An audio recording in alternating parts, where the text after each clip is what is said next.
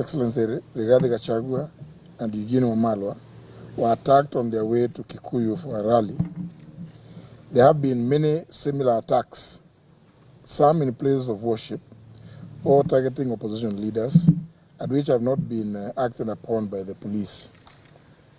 Only days ago, Excellency Martha Karua, Senior Counsel, and the party leader of the PLP experienced an attack while accompanying clients for the lawful implementation of High Court orders at Gatoto Primary School in Mukuru kwa Ruben, where court-directed security was not provided despite express judicial orders.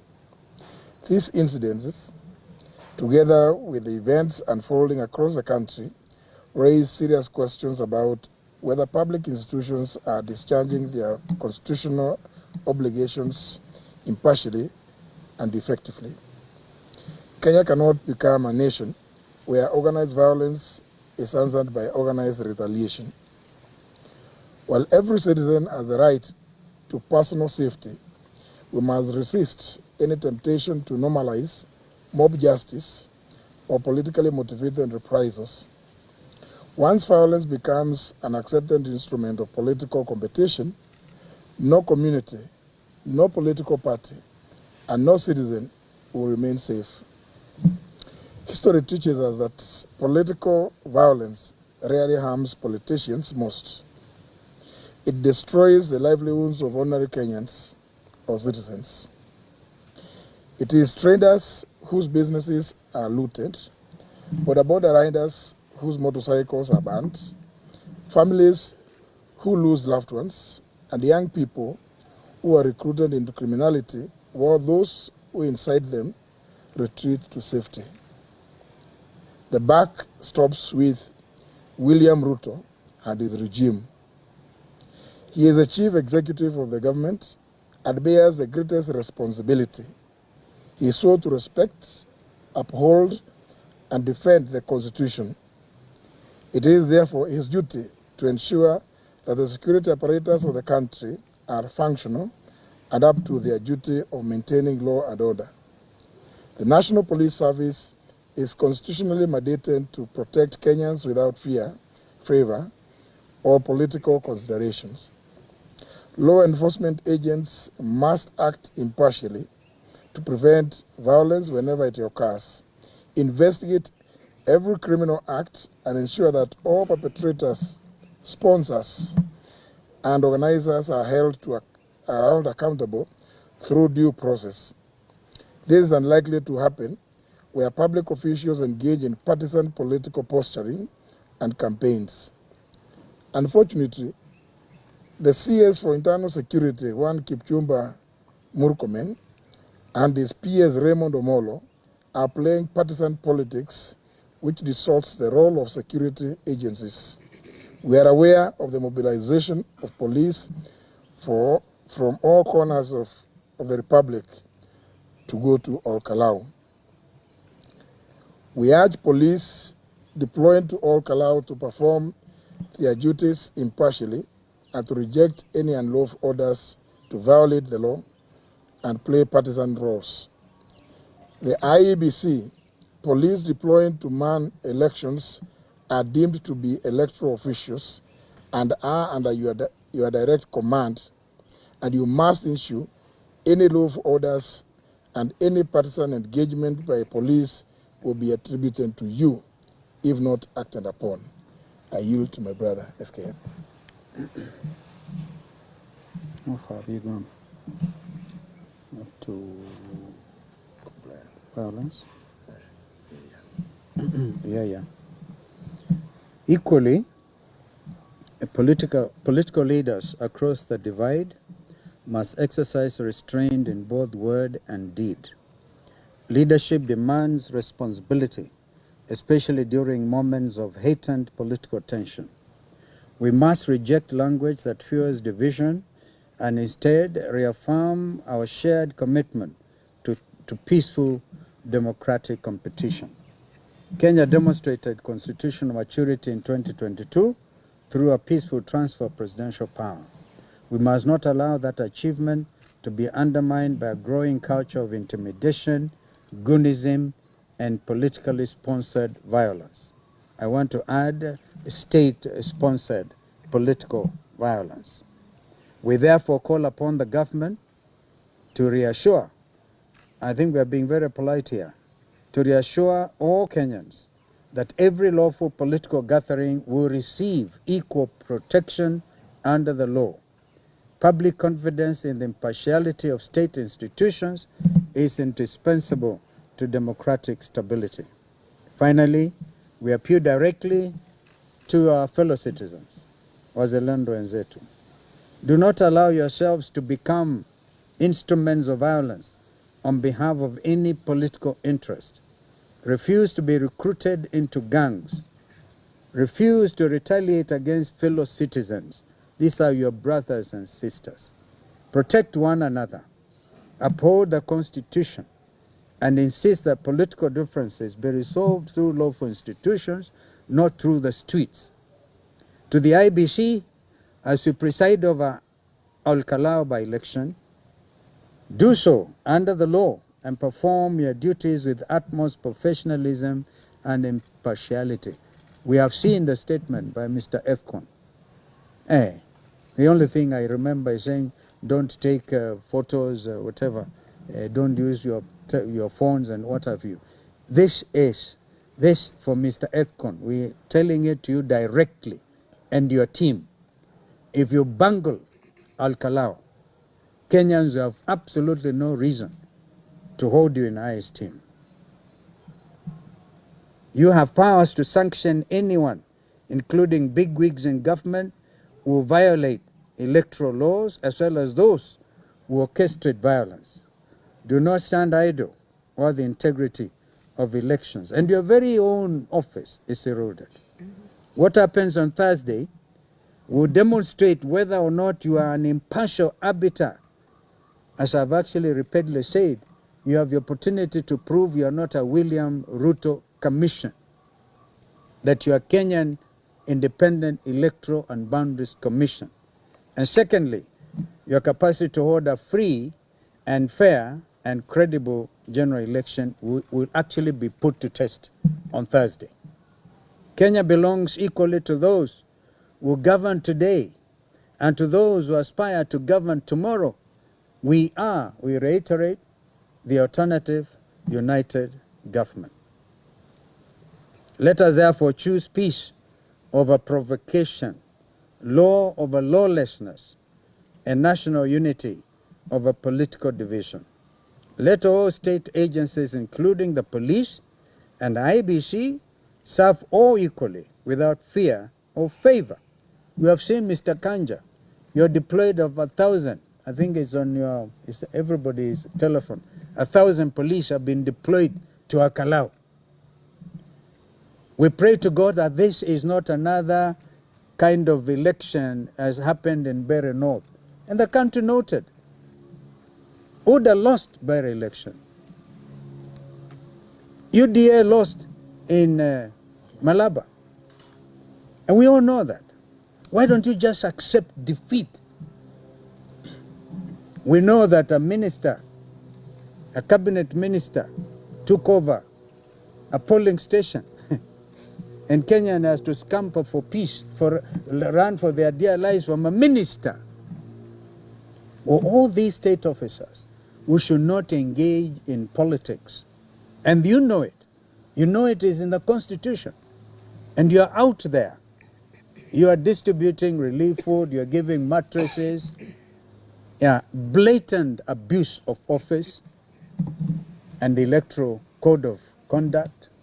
We are watching. The country is watching. In fact, I want to add, the international community is actually watching Al-Kalau.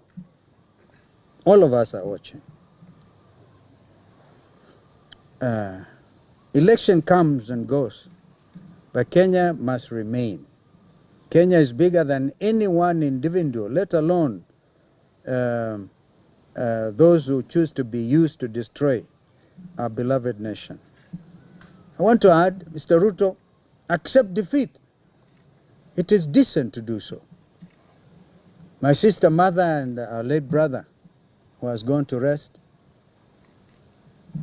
accepted the verdict of the Supreme Court of Kenya. Even when we did. Even when we didn't believe it was hot air. We took it. We were called hot air staffers. We took it. Mr. Ruto must prepare to lose this election. We're even aware of your cooking attempts to through Infratrack to try and divide the opposition. We are aware. Goonism has no place in Kenya now or ever or forever. Kenya will not become another Haiti. We know you send our boys there, maybe to learn, to benchmark, and we're beginning to see evidence of Haiti type of gangsterism in our country every day. We will not accept it. Our answer to violence must never be more violence. Our answer must be justice, constitutionalism, and the rule of law. This is our statement. If anybody has any question. Question. My name is Ndubi Moturi for Daily Nation. We have seen a report today by the Kofi Annan Foundation saying that there's a high likelihood around 84% of violence in the 2027 upcoming election. What could be your reaction to this? Our reaction is serious concern. Kofi Annan Foundation is one of the reputable international organizations, named, of course, after, was started by our late brother, the late Kofi Annan, United Nations General Secretary. Yes, and this has gone, by the way, to all the investment community. Anybody who wants to put their money in Kenya stands guided by that kind of research, Uturi, that you're referring to. 84% of likelihood of violence next year is terrible news for this country's economy. And leave alone the economy, Kenyan livelihoods. So we must all act together. And this is the moment. Another question? Your mother. Let me say something on that. There's something we can do as Kenyans. We can reject violence as a means. The goons are coming from our homes as citizens, our neighborhoods, our communities. Let us talk to each other. And to the police, the few rogue who are working hand in hand with goons. Remember, you destroy Kenya, you too will not have a home. We can live without being leaders or be somewhere in jail. Egypt was a police state. Tahrir Square still happened. China, Tiananmen Square happened, and you know China. Hitler disturbed the entire world, allied forces together. He still fell. It is not a question of if you will leave power, those who are in power today. It's a question of when.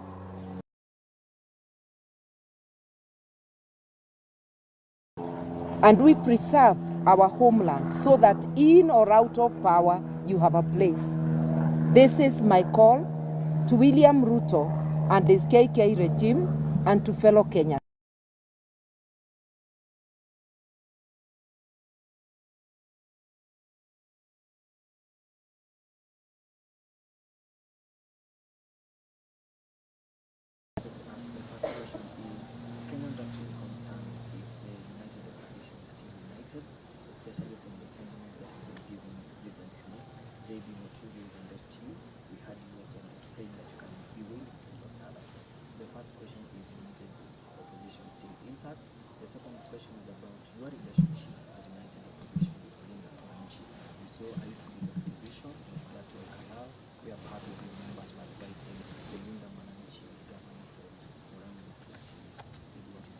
I think I can quickly answer that, and maybe my friends may have better answers.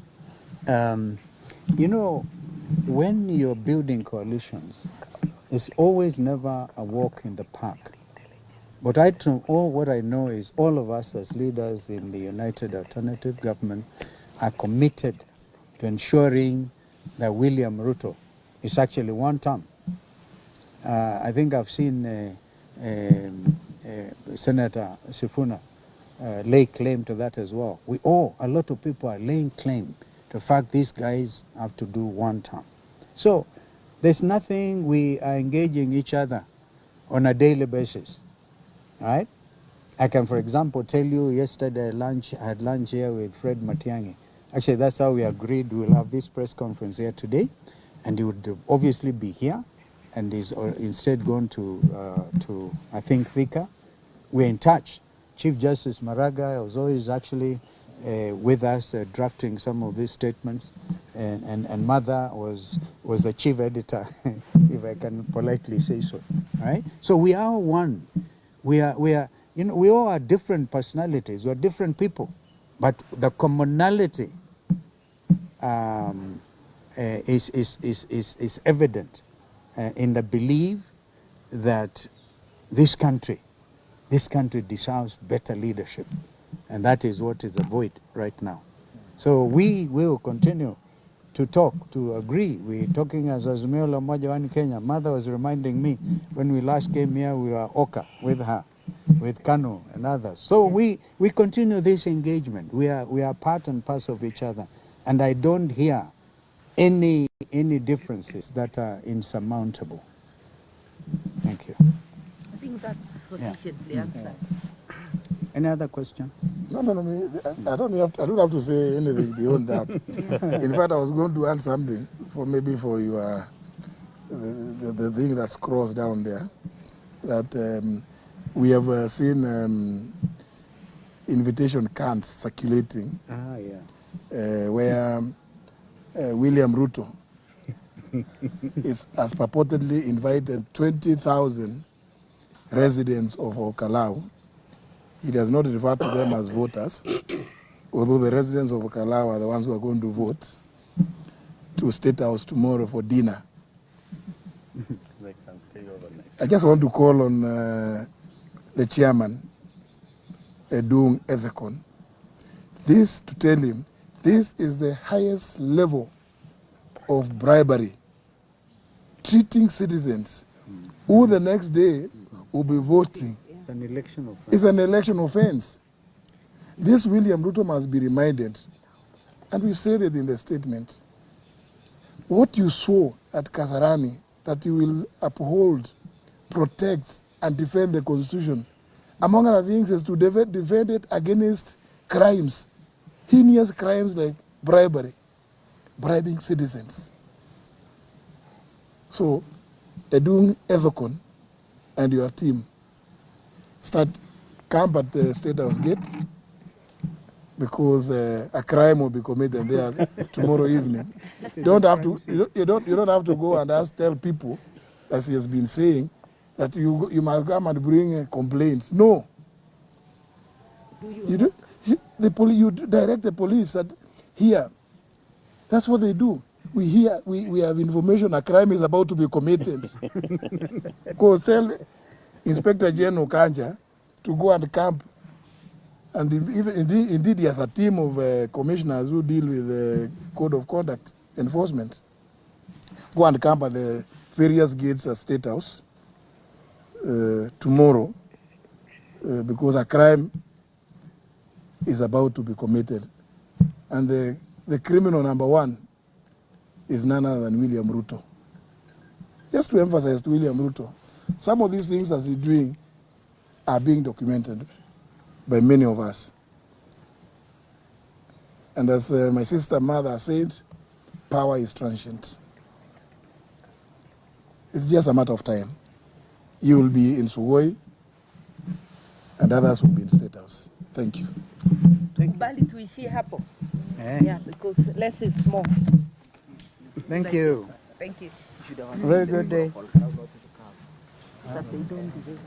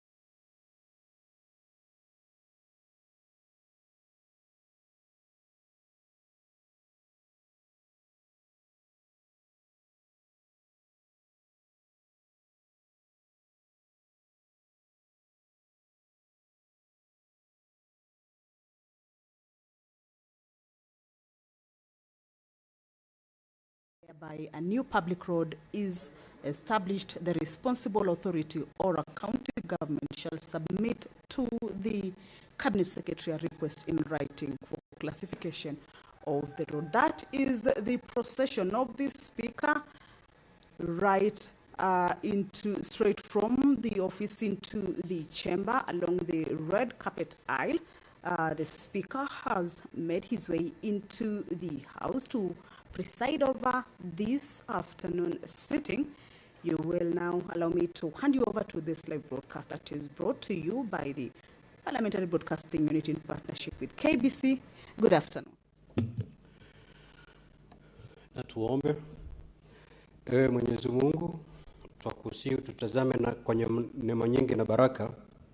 Sisi watumishi wako ambao umeridhika kutuita kwa nyadhifa za uongozi katika jamhuri hii yetu. Twakuomba utuwajalie tuyatende na kufikiria mambo yote yatakayofikishwa mbele yetu kwa njia ya haki na uaminifu, ili kustawisha amani, ufanisi na heri ya nchi yetu na wale ambao haja zao umezikabidhi mikononi mwetu. Amen.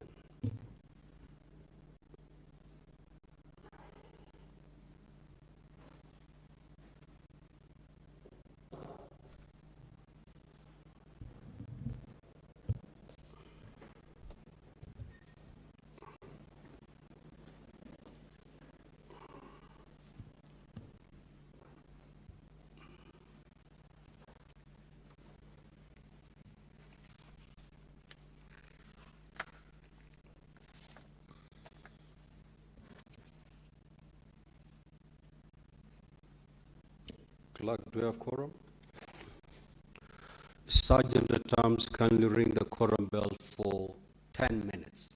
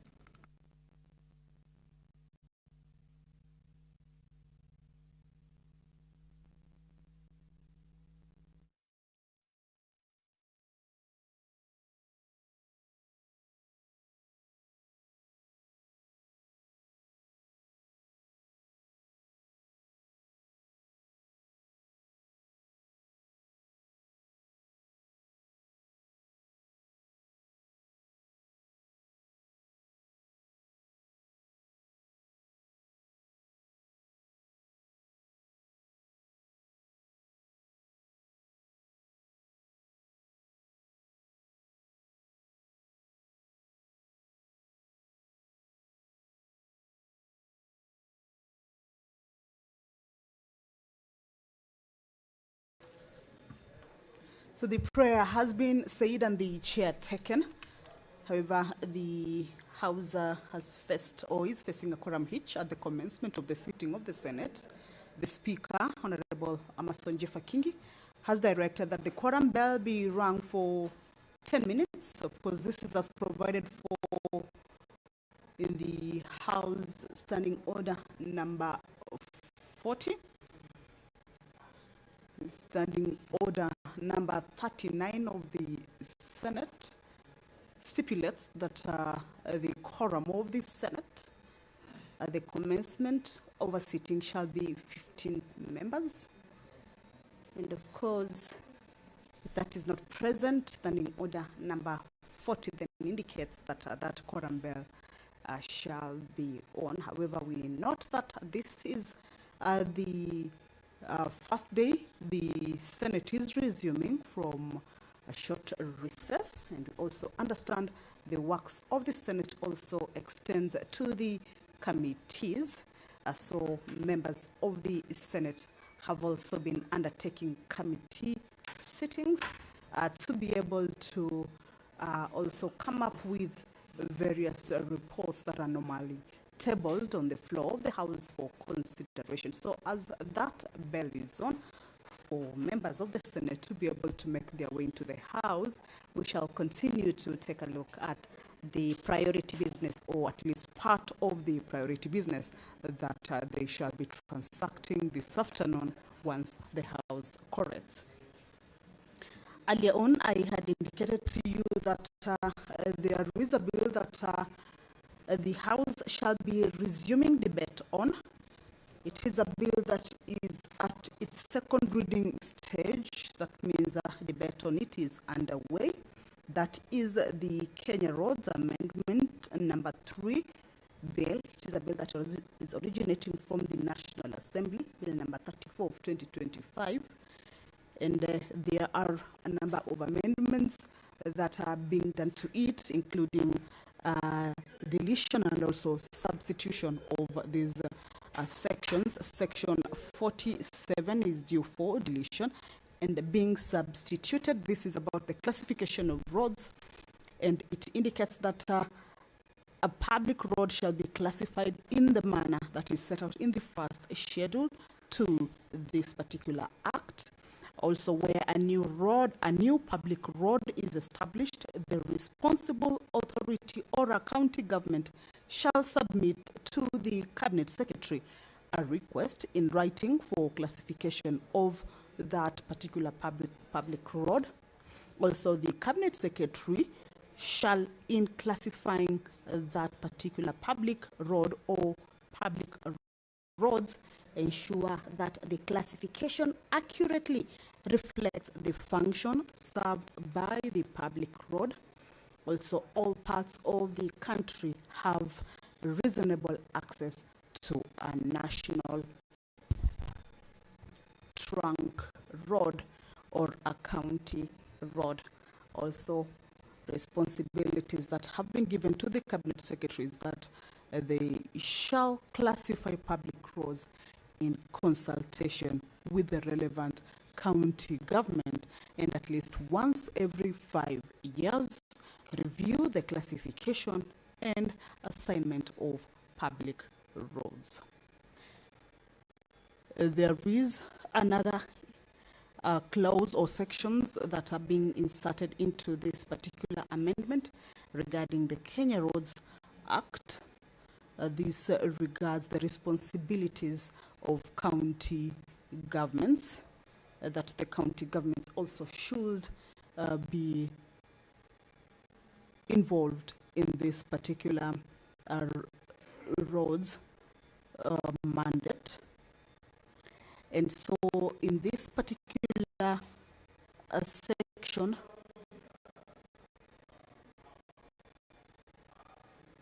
each county government shall, within its area of jurisdiction, following the insertion of the new section that is 47A as well as 47B in CAP 408, maintain, rehabilitate, and develop county roads, manage road reserves, and facilitate access to roadside developments within or with respect to county roads. Also, the county governments shall, within the area of jurisdiction, implement road policies in relation to county roads.